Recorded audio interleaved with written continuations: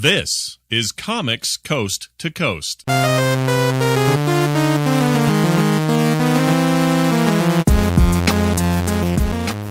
everybody, this is Brian Dunaway, and you're listening to Comics Coast to Coast, episode 334. Oh, wow! The Drew Kelly and Curtis Parvin interview. We got two tonight. Before we talk to those fellas, let's reach over here and talk to Joel Duggan of Star-Crossed Online and Forge Publishing. Wait! Dun, dun, dun. Dun, dun, dun. The seat's empty. No! It's true. Joel is out tonight. He is nursing a headache. Well, if you ever seen his head, you would understand why it aches. Hey! But we do have with us Matthew Ducharme, Matt the Wad. Matt, how are you? 'Tis I. I am fantabulous. Excellent. Thank you for asking. Oh, excellent. And we'll be expecting more from you during this episode. You got to step up because Joel, he's a talker. Whatever. Hey, let's get on to the show. If you're wanting to see Drew Kelly and Curtis Parvin's work, you can head over to splashpagecomicbooks.com. Let's get Drew Kelly in here with us. Drew, how are you?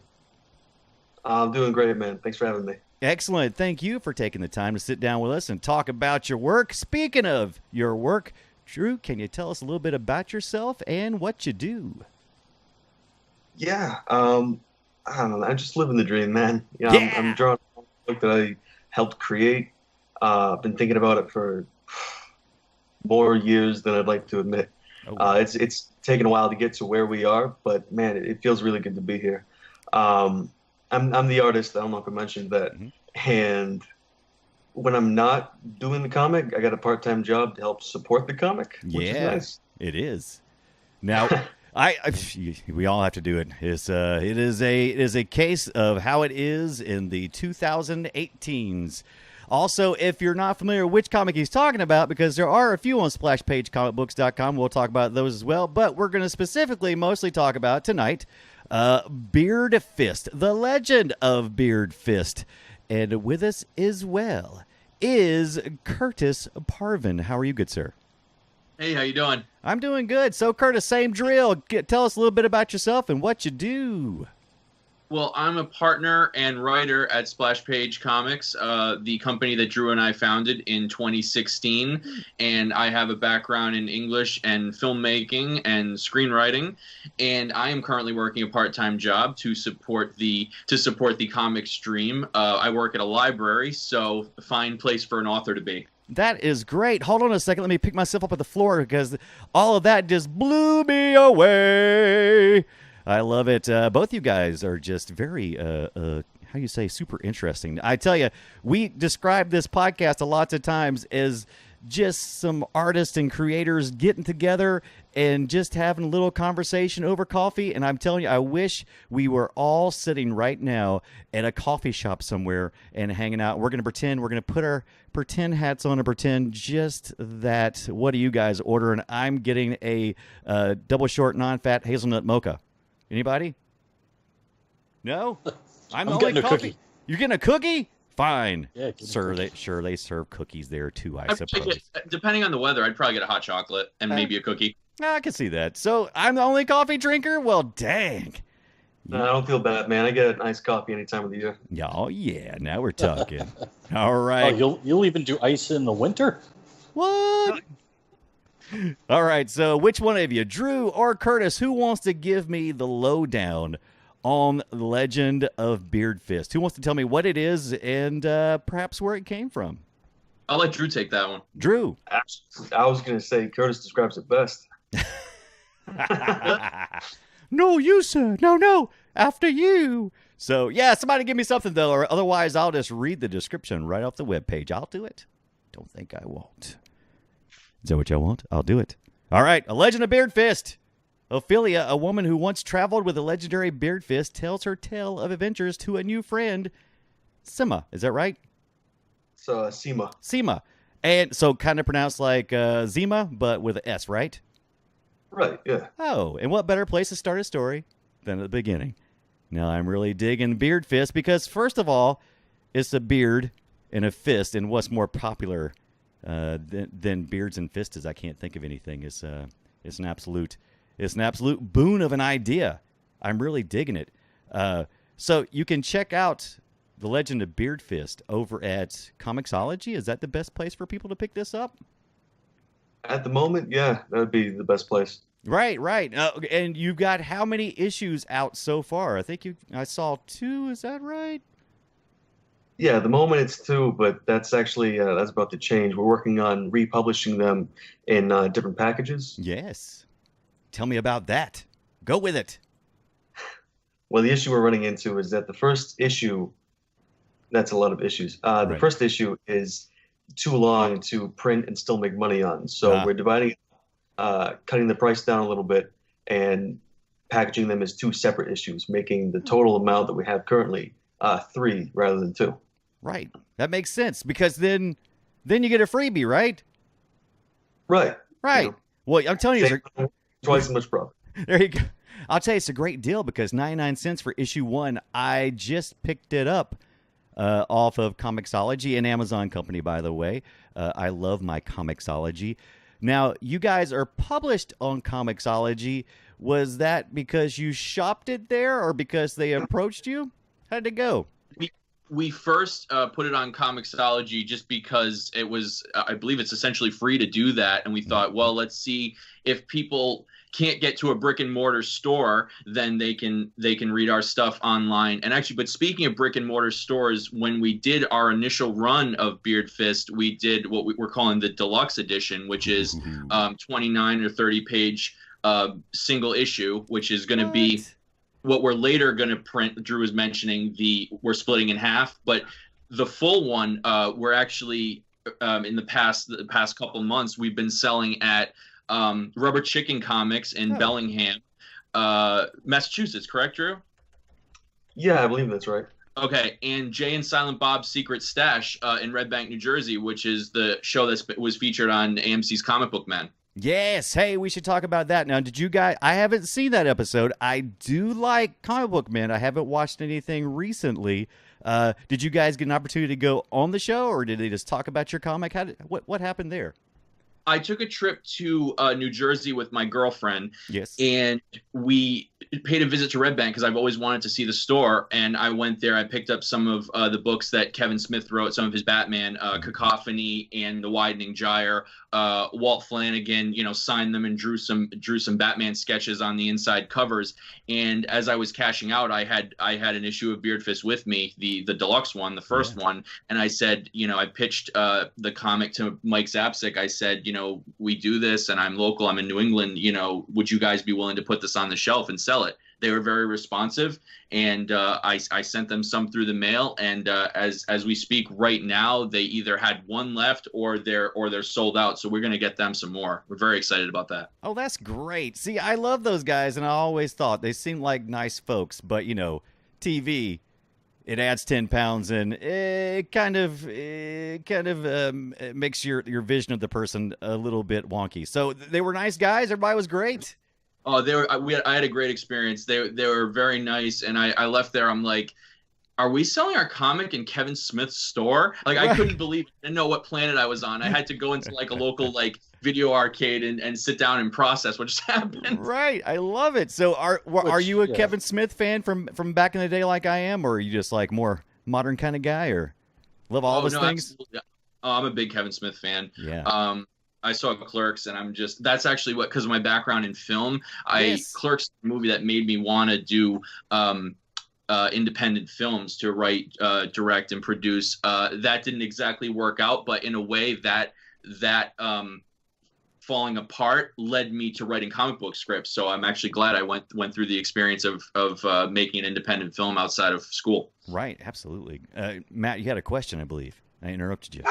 No, I was saying that an arcade certainly seems like a place to get your thoughts together. Yes.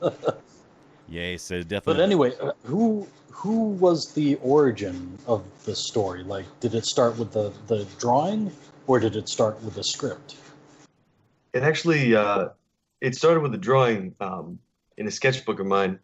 Basically, I was just doodling a couple of ideas, and I tried to draw I was trying to draw a hipster at the time, and when drawing the Beatles, I just kept it going. I didn't end it at all. And by the time it was across the page, I'm like, I gotta cap this thing off. Yeah. And coolest thing I could think to put at the end of the beard was a hand. At the time, it was doing the rock and roll, pose. Yeah, fill up the devil horns, right? Yeah, Became a temporary like staple of his overall look. right. But we've switched to he usually just has the fist now. Yeah, but I mean, yeah, because you don't want to scare off mom and dad. I mean, right? Because it's an all ages comic. Is it all ages, or is it more of a? Does it have a slant to an age group, or is it? What is it? It's more like young teen. Yeah, Yeah. I'm down with that. I like young teen because that's let's face it, that's my maturity level. I kind of like went to like about 17 and said, yeah, that's good. I don't need to be much more mature than that, right? Now, Go ahead. I have a burning question. Whoa. But don't answer it if it's a spoiler or anything like that. If we shaved Beard Fist's beard, is there like a legitimate limb under there, or is it really just hair? Oh no, the whole thing is just straight up hair. Wow. Do we ever get to find out how that happened? I guess you guys are just gonna have to read and see. You have to tune in. You'll have to get episode 4. Is when Beard Fist goes all I don't know, but it's going to be good. I've been enjoying the story so far. I enjoy a good idea, and I enjoy a good idea when it's taken even to further than anyone would think. Because a lot of times you come up with a great idea. You're like, oh, look, I drew a hipster with a really weird beard. I'm just going to put that here for now and just leave it and forget about it. But you said, you know what? This has legs or fist, and you did that. So when you decided, hey, I got a great idea, and you said, I'm going to write this myself, and you said, wait a minute, and dun dun dun, is there a story that happens? How did you get involved there, Curtis, or how did that all come about? Well, what happened was Drew and I actually met for the first time at we had like a geek breakfast, which we called Pegs and Eggs. So we'd get together and we would play a tabletop game and have bacon and eggs and home fries and kind of a brunch thing. So that was fun. So we got together that day, Drew and I and a few other people, and he mentioned Beard Fist, and I was very intrigued. He's like, I have these characters, I have a loose idea for a story. So, I mean, to get to the bottom of it, I think that he had characters and he wasn't sure kind of where to go with it exactly, where to put them on an adventure, right. How to structure the story, and then I have that talent, and I didn't have any original characters that I could make do cool things. Right. Nothing as cool as a guy with a beard and a fist. I mean, come on. That's a once in a lifetime idea. I mean, come on. I gotta tell you, man. For anybody who wants to make comics, it is much. I recommend getting a partner, like at least one or two people to work with, because I don't have nearly enough discipline to just work on this by myself. If I didn't have Curtis constantly motivating me to keep working, right, this thing would never have gotten off the ground. Yes, it is. We call that an accountability partner, and I suggest one for everything. If you're not married, usually people who are married have that built in, whether you like it or not. It's like, you've told me your dreams a million times. If you don't pursue them, I'm gonna slap you, and that's kind of the motivation for most. You can relate to that, right, Matt? I mean, it's like, Lana's gonna smack you in the head if you don't get on it. No, she knows I'm pretty good about doing it on my own. That's because you're doing it. I usually have to help her. But if you slacked off, I bet you things would change a lot. Drew, do you have a motivator besides Curtis over here? Yeah, I mean, I got my folks who always encouraged me to, pursue my dreams and get into comics. That's what I always talked about wanting to do as a kid. And if they weren't always, behind me, backing me up, I don't know where I'd be right now. Right. It's good to have. And of course, I'm not quite married, but there is my my lovely fiance who does the same thing, kind of, keeps me in check. So. Congratulations. That's great. So engaged, got a fiance, heading in the right direction, I suppose. I don't know. I've been through bad stuff, but I've also been through great stuff. I highly recommend it. Hey, Curtis, how about you? Got somebody back there behind you hitting you in the head? Yeah, tons of people. My parents are incredibly supportive, my friends, and my girlfriend, Debbie. Oh, girlfriend Debbie. That sounds like a comic in itself. Get on it. My girlfriend Debbie. Hey, let me ask you a question. I got to know. Drew or Curtis, either one or both. Beards? Got them? Do you have? Yeah, I mean, I've been mine for a couple of years now, ever since I got out of high school. Right. Curtis goes back and forth between having one and not, usually depending on the weather. I like to experiment with my facial hair. Right. But right now I'm growing a beard back just because the summertime. I find that I look the best with a full beard, but during the summer, especially after we just had that heat wave, I think it was last week. I can't do that anymore.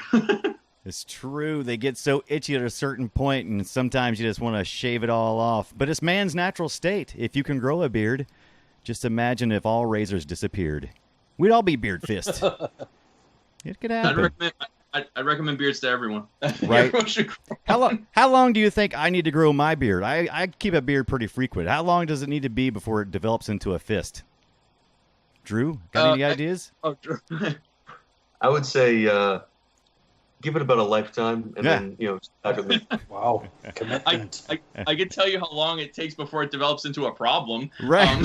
I grew a beard a couple of years back, about 11, 12 months of growing this beard, right. And as soon as you start to get stuff caught in it when you're eating sandwiches and when you're hovering over soup bowls and you're starting to get like tomato soup in it, that's the time to come.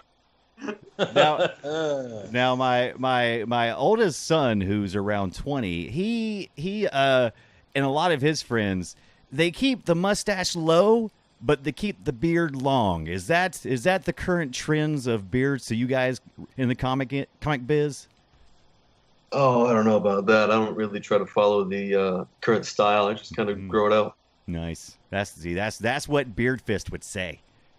He'd be like, why are we talking about beards? It's just a thing. It's the thing we do. Okay, so I want to talk a little bit about anytime I talk to collaborative teams of cartoonists, usually a writer and a cartoonist, I always am interested how they manage their schedules. It sounds like you guys keep motivating each other, but how do you manage a schedule and keep to it? Or do you even have a schedule, because you're not necessarily publishing on a deadline, right? I mean, you're kind of doing this at your leisure, possibly? Yeah, Drew and I were actually just talking about this. We have weekly Skype meetings at like on Sunday nights, and at that time we check and see if each person completed certain tasks during the week, and then after that we give each other homework for the following week. Oh, nice! I do like the homework. It's always important. You don't think about it until you are responsible for your own life, and then homework is necessary. Well, that's good. So you do this. You guys sound great on Skype, so that's probably the reason why you guys have a little bit of practice on Skype. That's really good. So how is your schedule? Like, is it self-paced? More or less. I mean, at the moment, like I said, we're working on doing a second publishing run. Excellent. And kind of trying to get the first book out the door. Right. So it's ready for the upcoming cons that we're going to be a part of. And so we're putting the current issue that we're working on kind of on the back burner, right, until we get everything done. Which, again, that's one of the nice things about working as an independent project, is you really are on your own schedule. Makes sense. So now you two working together. I don't know if I want to go here, but I will. How often do you guys butt heads over something? Butt beards. Or is it pretty smooth going? It's pretty smooth, honestly. We don't agree on everything, but we just talk it out, adults. I think we have a good understanding of that. Collaboration means that we're going to come up with ideas, and that the final product is going to be more than just the sum of its parts. I think you have to take, I think Drew would agree with me on this, you really have to take ego out of the equation, and it's not a Curtis project, it's not a Drew project, it's a Splash Page Comics project. Exactly, yeah, I couldn't have put it better. That's good. Package your ego into a brand. That's a good idea. It really is. So let's talk about Splash Page Comics for just a minute. Beard Fist is the flagship comic, right? But I believe you guys have any other projects you're working on that you want to tell us about? Well, we don't have one that we're currently working on besides Beard Fist, but we do have another title that we can tell you about. Yes, It was please. actually our first project that we worked on together.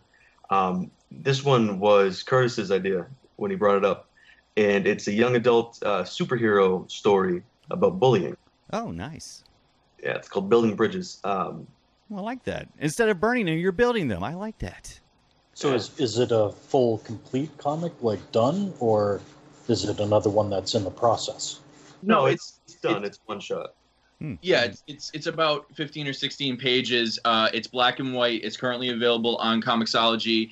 And really interesting thing is, I had an idea when I was in high school. I came up with the idea because I did this thing called the Spaghetti Bridge competition. Are you guys familiar with that at all? I am not, but tell me about it. Oh, You essentially take dry spaghetti and glue it together into some kind of structure that would support heavy weights. Right. And it's kind of just to see if like who's going to go on to be some kind of, engineer, or physicist.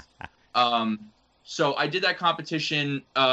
That it didn't really go anywhere with my group, but I always found that very, very interesting. So with the premise for Building Bridges is that there's a kid and he has a crush on somebody and he asks her to do a spaghetti bridge, but it turns out that her boyfriend is the school bully and things develop from there.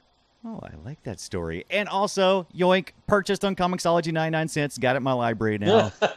I'll be reading it. You know what? We got to make a chart at one point that, says your average purchases during shows.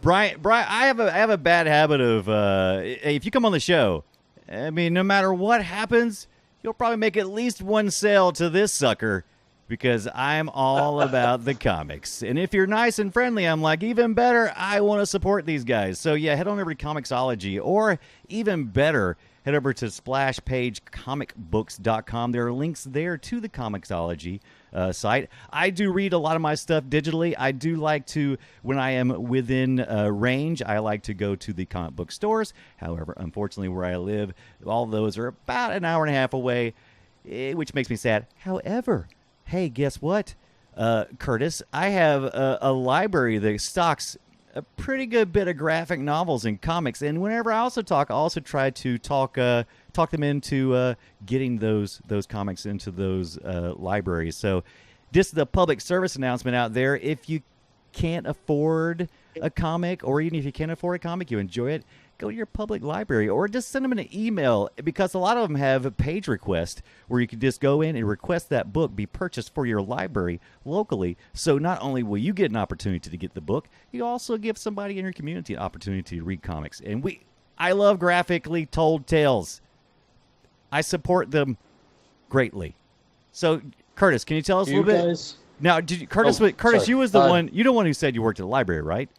Yeah, I'm actually really glad you mentioned that, because today I looked on the shelf where we had it on display, and Beard Fist was gone. And I checked, and I looked in our computer, and it's the second time it's been checked out. So people are showing an interest in it. It's just that one issue that we have, the deluxe edition. Somebody bought it for our library. Right. Ooh, you say that the deluxe edition is no longer, is it out of print? Is there any way for me to still get it? Because I will suggest that one. I believe, unless I'm speaking out of league, I think it is out of print, unless they have one more at Jay and Silent Bob's in New Jersey, or I think they're out at Rubber Chicken, actually. Yeah, I was on the secret stash hoping I could find it there, but no luck. So what you gonna do? But maybe. How do you guys do your reading? Do you prefer to read digitally or with actual, like, a real comic book there in front of you? I prefer the physical version, but that's just me. Yeah, me too. Yeah, I'm with you guys. If I have the option, I like the physical version, because you can take it anywhere. You can take it outside. You can take it to the, places you might not, and then you can read it in bed. It's nice. There's something kind of cold about my iPad. Something very cold. How about you, Matt? I read mostly digitally now. Yeah. Comixology, like yourself. There's things I think in general I would prefer to read physically, but there's nothing quite like the convenience of, look at that. I'm going to get it, and now I'm going to read it.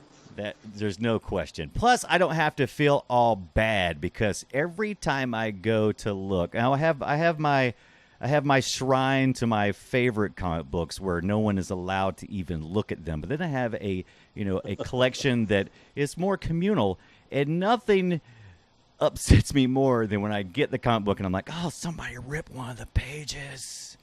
Never happens digitally, but someone ripped the page. Somebody bent a corner. Oh my God! Somebody put this under something else and broke the back, and now it's got those creases in it. Yeah. Well, I feel like in a way, like I'm a bad fan if I don't have physical media. I mean, I'm a collector by nature, so I collect, Blu-rays and special editions of things, and I like to have my comic books, like as soon as I finish a graphic novel, lining it up on the shelf, knowing that I've read it, knowing that I've enjoyed the story, but then also like 5 years from now, if I want to go back and read it again, and maybe it'll mean something else, maybe it'll mean something different as I age. All good art always does that. Right, and not only is it it's almost a badge. It's like, yeah, look at that. I read. There's my little badge right there. You like that? It's beautiful. Drew, how about you? Do you have like a collection of comics that are just like, oh, these are mine, don't touch them?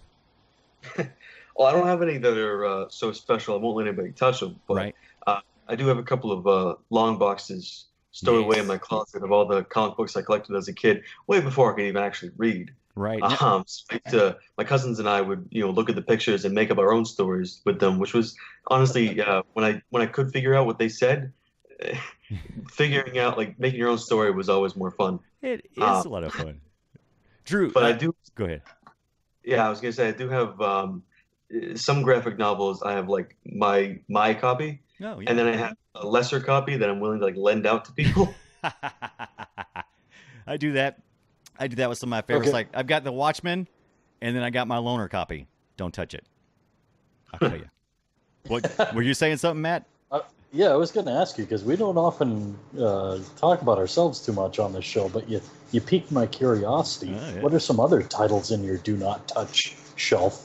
Oh, for me? Oh my gosh, I have like the old stuff that I collect. At one point in time, I became very interested in the X-Men, in the Phoenix storyline during the late '80s, and I even went so far as to, I was actually using that as wall art, but I was boarding it and putting it in bags, and then I was framing it and putting it on my walls, and that was a lot of fun for me, and those still hold to me because I saw them every day, those covers. And I remember going through, I'd take them out occasionally and read the stories, and just those are part of my history. And so I think those are probably the ones, those X-Men that I had during the Phoenix series stuff going on during the late 80s. I don't have too much more. I take that back. I did collect Fathom. You guys remember Michael Turner's Fathom? Anybody? I do not know. Oh my! I'm not familiar with that. Oh my goodness! It was a beautiful comic series by Michael Turner, who passed away not just a couple years ago. I don't know if you guys remember that or not. I think he passed away from cancer. He was pretty young, but he had did published by Top Cow for a while. They were putting out all this great looking stuff that was just blowing everybody else's away because it was like printed on this great paper. And we still had a lot of newsprint type comic books still out there. And this was all printed on high quality paper, and the arts and colors would just like pop at you. Fathom, by the way, if you can't understand. Yeah, I'm looking at it right now. Just did a quick Google image search. Right. This looks like it was from like maybe the mid '90s. That whole like image boom and all that. Right. It was like late 90s, and it was. Like I said, it was a little over-sexualized in some ways, but it was equally over-sexualized because all the people, male and female, were all equally exploited, and the characters were strong. So visually, they were very attractive characters, but they were also well-told characters, in my opinion. And I collected the first 10, and I kind of read through them a bunch of times, and I just kind of put them to the side. And then when Michael Turner passed away, it really felt like we had lost something. So I kind of hit him a little bit. So now, what about you two guys? Are there comics that are like you consider to be These are the titles that I love. My precious. My precious. I think the only one that I have like a physical copy of in that regard is I'm a big fan of the Scott Pilgrim series. Yes. It's just visually and the way they tell a story, it's a huge inspiration to me. Yes. That is a great series. I like that one. How about you, Drew? That was me. Oh, was that you, Drew? Then why is Skype showing Curtis's face?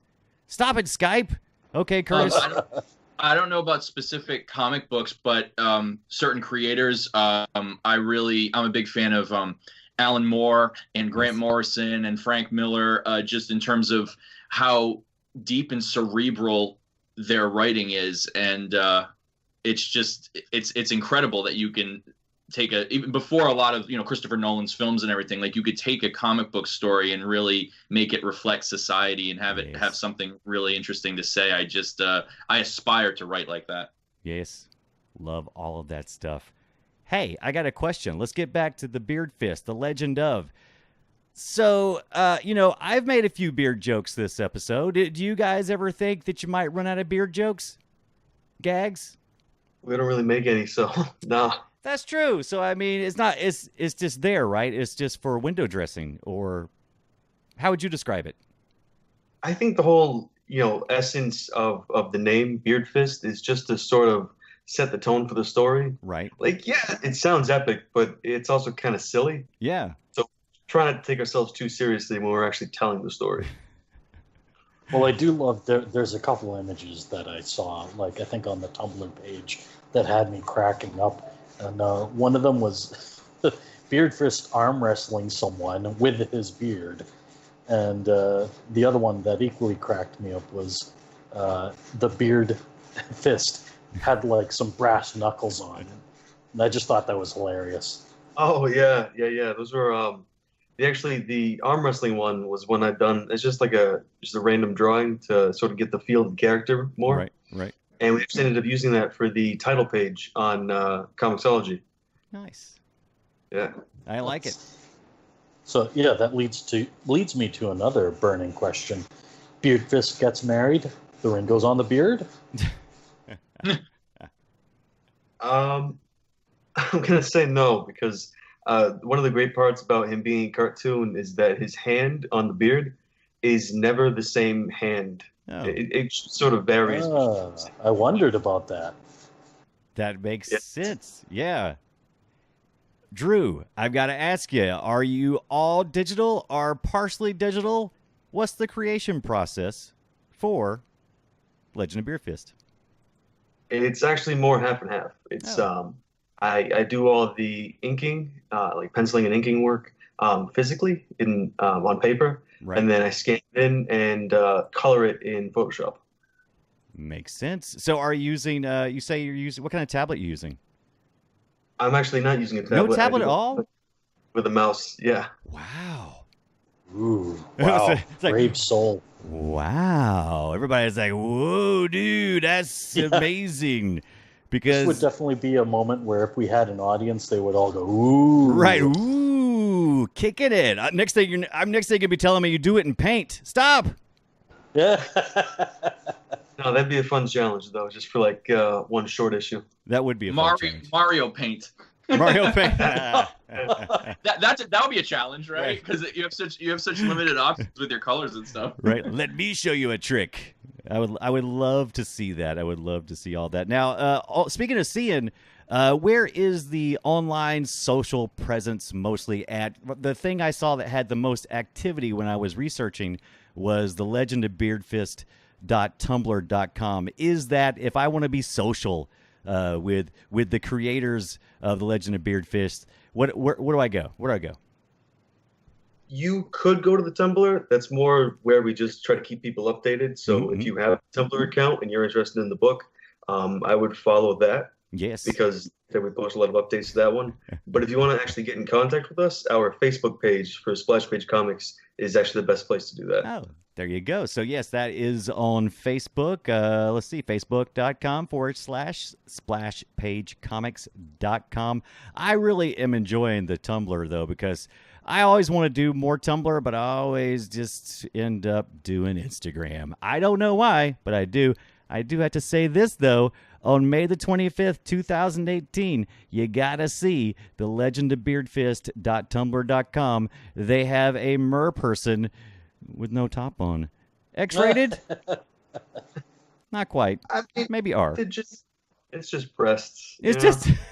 Drew, I don't think like that was intentional in terms of the X rating thing. I think it's more just like you just want to show creatures in their natural state and have it be not a big deal, right? Right. Yeah, that was actually part of. I was doing the mermaid challenge, and all of my mermaids I drew. Well, most there were one or two with tops, but it was like armor. Right. The rest were just in their natural like mermaid state.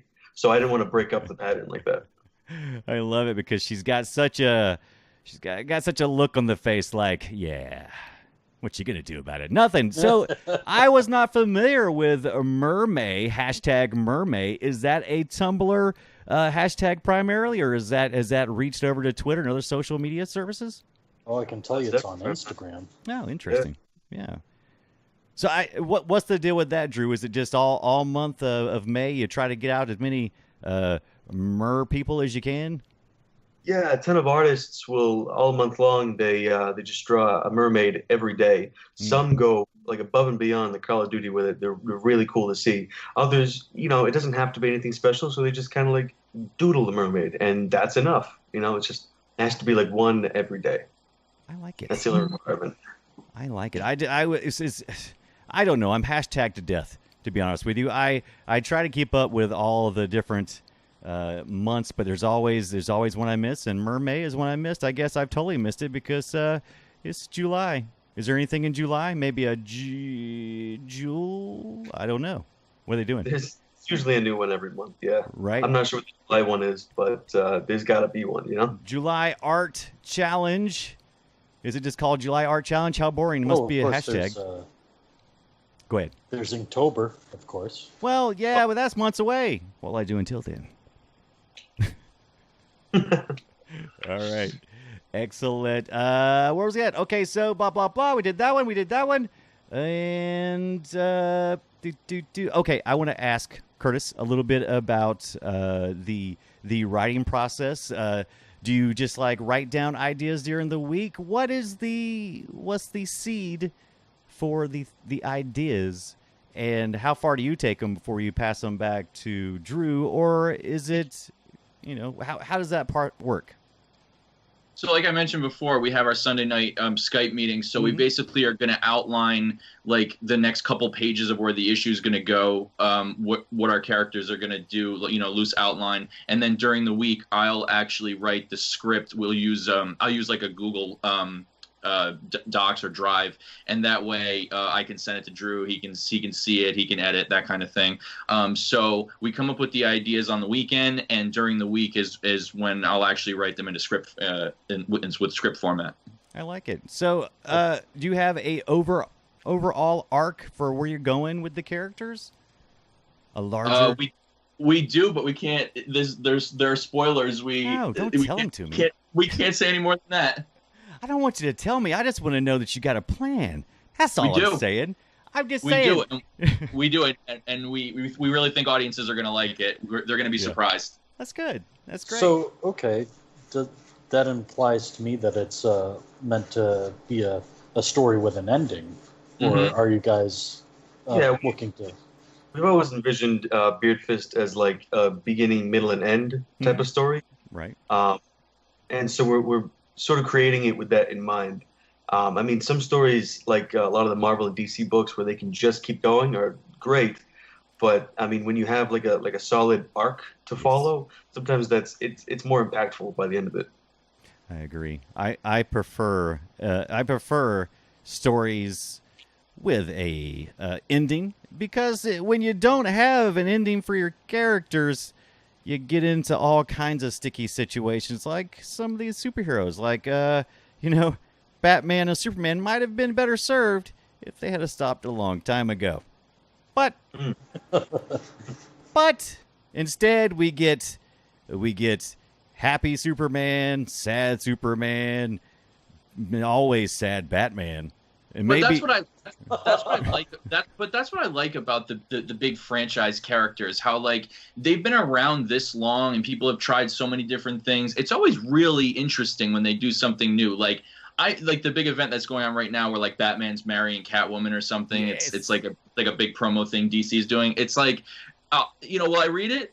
Yeah. Will I expect to like it? I don't know. Maybe not. But I like the fact when people are taking risks. I find DC does that a lot, especially with their movies. Like they're always. I mean, they don't always hit the mark, but like I really respect big risks that are taken in order to try to reinvent something. that is the most positive thing I think I've ever heard anybody say about a DC movie. That is great because I get so sick of people complaining. Now, granted, I had some big problems with Justice League of America, but I really was not that put off by Batman versus Superman. I actually kind of enjoyed it. Don't tell anybody. No, I like what happened was a friend of mine got me to watch. There's like an extended R-rated cut that's like almost 3 hours. The one that was put out on Blu-ray, Right. And it really irons out a lot of plot holes and it smooths out a lot of things. And I don't know. It's just I think they should just let Zack Snyder do exactly what he wants and make the long films. I'm holding off for his the Snyder cut of Justice League. I hope we get it. We see some really experimental stuff. I like. I said one time to somebody. I said, everyone's like, "Oh, DC movies, they're so boring and dark and depressing and everything." And I'm like, "Well, I like dark and depressing foreign films, so it makes sense that I like it with my superhero films." That's true. I get a lot of grief because I have always said I don't think Sucker Punch is as bad as you think it is. Now, It's an interesting mess. It is. It's entertainment. I mean, you don't always have to be, look here. This is the absolute form of a movie. Here you go. I feel like it's a big giant music video, and I enjoyed it. I love. You don't always have to have a big healthy meal. Right. Sometimes you can just have candy. Had candy, all the candy. What was you saying, Drew? Have you seen the extended cut of Sucker Punch? Of course what are you kidding me? I have everything Sucker Punch. I have a Sucker Punch t-shirt. No, I'm just kidding. I didn't go that far. But I do have stuff. Yes, I have. Didn't mean to offend you. Yeah, I mean, it's definitely the best way to watch the movie. Yes. But like you said, it's the only way to enjoy it. It really is. I like Zack Snyder's weird and kookiness. He comes from a generation of making music videos, and that's what I grew up on, and I understand that language very well, and I think that language speaks just fine in those kind of movies to me. But I would like to see a different cut of the Justice League because I really felt like there were some things I couldn't get past a lot of the stuff. I was like, go ahead. Oh, sorry. I think the best word to describe Zack Snyder, not to go off on a long tangent, but I think he's misunderstood as far as what his vision is and what people expect from Hollywood superhero movies. Right. Oh man, Well, go ahead. What I like about him is he's very clearly a fan of comic books, which some of these directors you can tell they only kind of did a little bit of research. But with him, you can tell the geekdom is strong. I love that. Oh, I even I like Suicide Squad. I don't mean to turn this into the Zack Snyder fan club podcast, but this is the largest collection of positive vibes I have been a part of when it comes to Zack Snyder. So I just want to hug it for just a minute and let's let it fade. Just let it fade. Be what it was. All right. So hey. You know what? We're getting near the end of the show. I've had a great time with Drew and Curtis. You guys are amazing. I'm really enjoying what I'm seeing over at SplashPageComicBooks.com. I'm enjoying The Legend of Beard Fist. I picked that up. I picked up the other comic that we had mentioned, and Building Bridges. And I learned something new about spaghetti. Now, is that cooked spaghetti that you're supposed to build? No, that's raw. No, that's the raw spaghetti you get right out of the box. You glue it together and you make a structure that, like I said, that can support some kind of heavy weight put on top of it. And the winner is the one that can hold the most weight. That's much easier than I was thinking.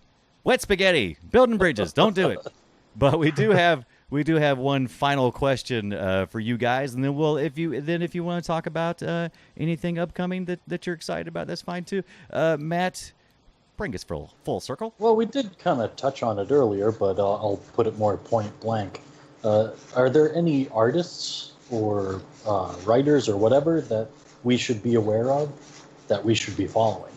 Actually, yeah, there's another local artist that I'm a big fan of, sort of friends with. We kind of know each other. I met her when I was a teenager at Rhode Island Comic Con, actually. You can find her her name is Jackie Musto. You can find her on Instagram as K&P, and that's KAYANDP. She writes sort of an LGBT comic. Her most popular one is called K&P. Mm-hmm. It's about a girl who can see a skeleton and nobody else can. Yeah. And it sort of opens up this whole like mythical world eventually. It's a really interesting read. She's got another one called Lady Skylark that she actually just wrapped up. So that's actually complete if you want to read it from start to finish. I'm digging this style. Wow, it's cartoony, but she has such great volume and depth in the work. It really just pops out at you. That's nice. I like that. So, and her name was, what was her name again? Jackie Musto, yeah. Jackie Musto. I'll have to check her out as you should as well. I am looking at K&DP, or no, I'm sorry. Haha, there's only one D in there. So K&P.thecomicseries.com is where I found the many issues. Also looks like there's been a Kickstarter project not too long ago. Don't know if that funded or not, but this is all interesting stuff. We'll put that in the bank. Anybody else we would like to look at or read? Is there any good resources out there for writing comics or collaborating or anything like that we may have missed? Well, first, if I can recommend somebody, is that Absolutely. Cool? Yes, please do.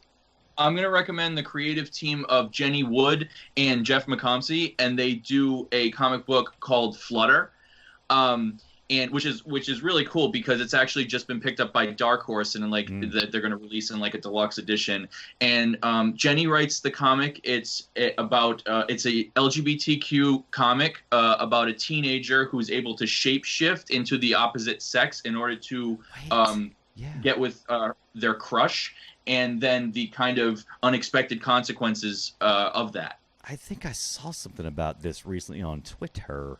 On the Twitter feed, but I didn't follow through. So see, Twitter, not impactful. Listening to the podcast, I'm going to check it out now. Her writing's great. Jeff's artwork is awesome. And she's actually been a really big supporter of mine, to the point where she's become a mentor. She really, nice. When I was sending her a lot of sample scripts and so on, this was like before Beard Fist, she was the vote of confidence that I really needed at the time. Like, I'm a newbie and I'm trying to do this. And she's like, this is good. Keep going. Like, she was very encouraging. So I can't thank her enough for that. That's great. Now, is she also local to you guys, or is she somebody met online? No. I met her at Rhode Island Comic Con, but she's out of Boston. Nice. Out of Boston. Love it. And you can find her at jennywood.com, and she's selling her books on Amazon, and she's also goes to local shows. She goes to the Mice Expo that's in Boston at Lesley University. It's the Massachusetts Independent Comic Book Expo, and Drew and I are actually going to be exhibiting our book Beard Fist there for the first time this year in October, so we're really psyched about that too. That is awesome. That is cool. Hey, will you be able to make it, Matt? Uh-oh. I don't know if he's still Sorry, here. I was surfing. I was trying to find that URL, so I kind of zoned out for a second. That's okay. I got Jenny. I got it. I'm putting it in the notes now. So I should know. Right. Oh, you got it. You got this. So, it's Jenny with the IE, not a Y, Brian. Get it right. All right. Hey, you know what?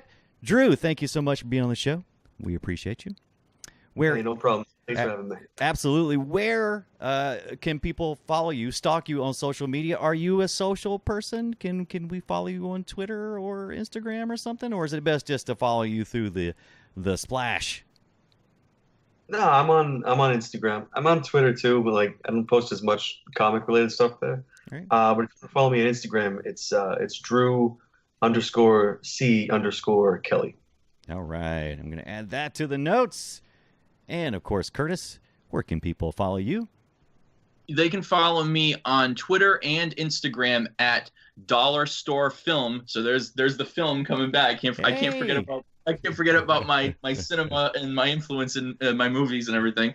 And and the last thing we want to mention, if we can, is that we have a GoFundMe that we're going to be doing. Oh. It's our second one, and we're also doing pre-orders on a new batch of Beard Fist starting really, really soon, like almost immediately. Excellent. Now, where can I find that information at? Is that something that I can link to, or?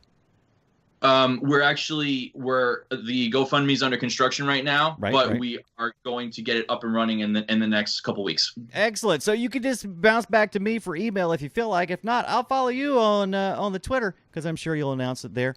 Okay, that's it. That's all I got, which is perfect because that puts us right on time. So thank you guys. Thank you so much. Drew and Curtis, it's been a true pleasure. I don't feel like we got to talk about everything we want to talk about. So please, in the future, once you get some more comics out there and you have your next project, come back on the show, and hopefully Joel will be back and be feeling better.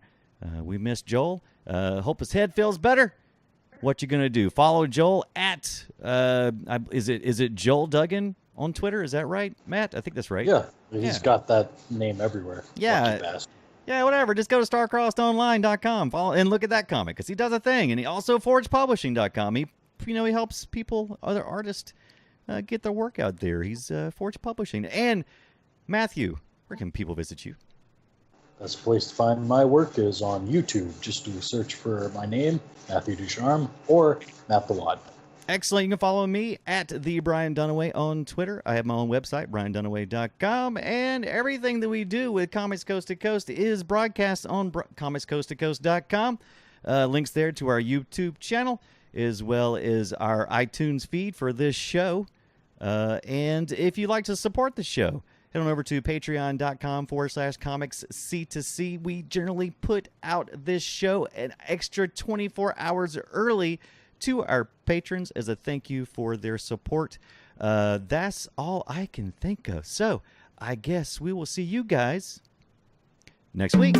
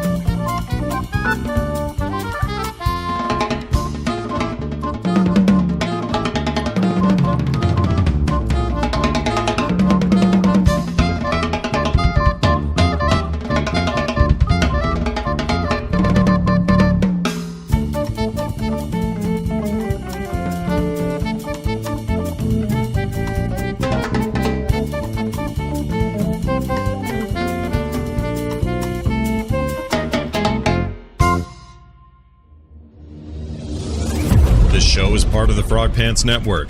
Get more at frogpants.com.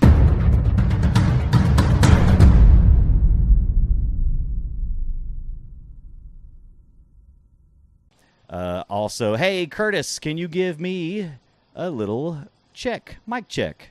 Mic. Mic check 1, mic check 1, mic check 2. Excellent. Also, Drew, can you give me a little check? Hey, yo, what's up? My name is Drew Kelly, coming at you again. Fuck, I'm sorry. Perfect. That's going into the blooper reel.